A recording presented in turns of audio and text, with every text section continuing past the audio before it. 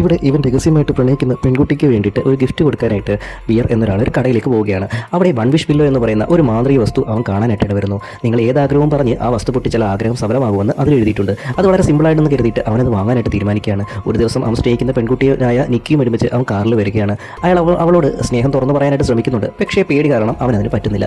അതിനാൽ അവൻ മിണ്ടാതെ ഇരിക്കുകയാണ്. നിക്കിയെ അവളുടെ വീട്ടിലിറക്കിയതിനു ശേഷം അവൻ ആ വൺ വിഷ് ബില്ലോ പുറത്തെടുത്തിട്ട് അതിലേക്ക് നോക്കിയാണ്. അവനത് തുറക്കുന്നു. ലോകത്തിലെ മറ്റാരെക്കാളും നിക്കി എന്നെ സ്നേഹിക്കണമെന്ന് ആഗ്രഹം പ്രകടിപ്പിച്ചുകൊണ്ട് അവനത് മുറിക്കുകയാണ്. തുടർന്ന് ആ വസ്തു ഒടിഞ്ഞതിന് ശേഷം അവൻ ആ വശത്തേക്ക് നോക്കുന്ന സമയത്ത് നിക്കി തൻ്റെ വീടിന് പുറത്ത് അങ്ങനെ നിൽക്കുകയാണ്. അപ്പോൾ അയാൾ അത് കണ്ടിട്ട് പേടിച്ചു പോകുന്നുണ്ട്.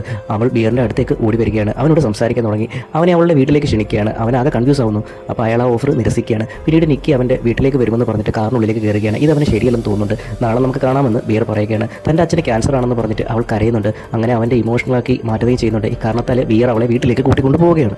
അവൾ അവൻ്റെ അടുത്ത് നിന്നിട്ട് പെട്ടെന്ന് അവനെ കയറി ചുംബിക്കുകയും ചെയ്യുന്നുണ്ട്. അന്ന് രാത്രി അവ ഇൻ്റർനെറ്റിൽ ഈ വൺ വിഷ് ബില്ലോയൊക്കെ സത്യമാണോ സെർച്ച് ചെയ്യുന്നുണ്ട്. എന്നാൽ മിക്സഡ് ആയിട്ടുള്ള അഭിപ്രായങ്ങളാണ് അതിനകത്ത് മൊത്തം വരുന്നത്. ചിലത് കറക്റ്റാണെന്നോ അല്ലെന്നോ ഒക്കെ പറയുന്നുണ്ട്. അടുത്ത ദിവസം അവർ രണ്ടുപേരും ജോലിക്ക് പോവുകയാണ്. അവർ രണ്ടുപേരും ഒരേ സ്ഥലത്ത് തന്നെയാണ് ജോലി ചെയ്യുന്നത്. അവിടെ പോലും നിക്കി അവനെ തന്നെ അങ്ങനെ തുറച്ച് നോക്കിക്കൊണ്ടിരിക്കുകയാണ്. ബിയർ തൻ്റെ സുഹൃത്ത് ലിയാനയോട് ഈ കാര്യങ്ങളൊക്കെ പറയുന്നുണ്ട്. ആ രാത്രി അവൻ വീട്ടിലായിരിക്കുമ്പോൾ നിക്കി അവൻ്റെ വാതിൽ പെട്ടെന്ന് പ്രത്യക്ഷപ്പെടുകയാണ്. അവൾ അവനെ സ്നേഹിക്കുകയാണെന്ന് അവനോട് പറയുന്നുണ്ട്. അവൻ സമ്മതിക്കുകയാണ്. അവരുടെ ബന്ധം അങ്ങനെ ആരംഭിക്കുകയാണ്. എല്ലാം സാധാരണയായിട്ട് പോകുന്നതായിട്ട് കാണുന്നുണ്ട്. TV കാണുമ്പോൾ പോലും നിക്കി ആ സ്ക്രീനിൽ നോക്കാതെ അവനെ തന്നെ തുറച്ച് നോക്കിക്കൊണ്ടിരിക്കുകയാണ്. അവർ ഒരു ദിവസം റെസ്റ്റോറൻറ്റിൽ ഭക്ഷണം കഴിച്ചുകൊണ്ടിരിക്കുന്ന സമയത്ത് ബിയറിന് ഒരു കോൾ വരികയാണ്. അപ്പോൾ ലിയാൻ വിളിക്കുകയാണ്. നിക്കി തൻ്റെ അച്ഛന് ക്യാൻസർ ആണെന്നൊക്കെ പറഞ്ഞിട്ടുണ്ടായിരുന്നല്ലോ, അത് ഞാൻ അന്വേഷിച്ച് അയാൾക്ക് ഒരു കുഴപ്പമില്ല, നിക്കി നിന്നോട് കള്ളം പറഞ്ഞതാണെന്ന് അവൻ പറയുന്നുണ്ട്. ബിയർ നിക്കിയോട് അവളുടെ അച്ഛന് ശരിക്കും ക്യാൻസർ ഉണ്ടോ എന്ന് ചോദിക്കുന്നുണ്ട്. നിക്കി ആകെ അസ്വസ്ഥമാവുകയാണ്. അവൾ എഴുന്നേറ്റ് നിന്നിട്ട് നോ നോ നോ നോ എന്നൊക്കെ പറഞ്ഞിട്ട് വ്യത്യസ്തമായിട്ട് സംസാരിക്കുകയാണ്. നമ്മൾ ഡേറ്റിങ്ങിലാണ്, ഇപ്പോൾ ഇതൊന്നും സംസാരിക്കുന്നതെന്ന് അവൾ പറയുന്നുണ്ട്. അവനാണെങ്കിൽ അവളെ സമാധാനിപ്പിക്കുകയും അങ്ങനെ അവിടെ ഇരുത്തുകയും ചെയ്യുന്നുണ്ട്. അങ്ങനെ അവർ വീട്ടിലേക്ക് പോവുകയാണ്. ആ രാത്രിയിൽ അവൻ ഉണർന്ന് നോക്കുന്ന സമയത്ത് അവളൊരു പ്രേതത്തെ പോലെ നിൽക്കുന്നതായിട്ട് അവൻ കാണാനായിട്ട് ഇടവരികയാണ്.